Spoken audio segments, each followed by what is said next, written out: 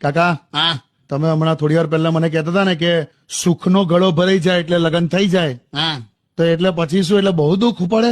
દુઃખ પડે એવું નહીં, સહન શક્તિ વધી જાય. અચ્છા.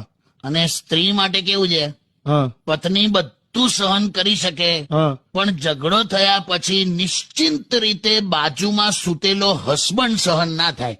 એટલે પછી ફરી શરૂ કરે તો કરેલા એટલે ઝઘડો કરવા પત્નીને કે મુદ્દા ના જોઈએ, એને ખાલી પતિ જોઈએ. તો પછી ઝઘડો પતે ક્યારે? એ તો હવે એને સંતોષ ના થાય ત્યાં સુધી ચાલે. એવું હોય ને? આપણે ટોકવા કરવાનું નહીં, કરેક્શન નહીં કરવાનું. અચ્છા. કેમ કે આ પહેલા પણ તારા બાપ દાદા પરદાદા બધા નિષ્ફળ પ્રયત્ન કરી કરીને વીરગતિએ પ્રાપ્ત થઈ ગયા. પણ આ બધા કહે છે કે ભાઈ વાતચીત થી બધું થાય, કે આપણે ધારો કે માની લો કે વાઈફ સાથે વાતચીત કરીએ, આમ એકદમ સમજણથી, અમુક ઉદાહરણ આપીને, ફિલોસોફીથી તમે તમારા બધા ઇશ્યુઝ સોલ્વ ના કરી શકો? ભાઈ તું ફેસબુક પર જે લખીને 200-300 લાઈક લઈ લે છે ને, એ ઘરમાં ના કરતો. આમાં ઝઘડા વધશે. ચૂપ રહેવાનું, આ એક જ ફિલોસોફી છે. તું લગ્ન કરેલે ખબર પડે. ના ના, બરાબર.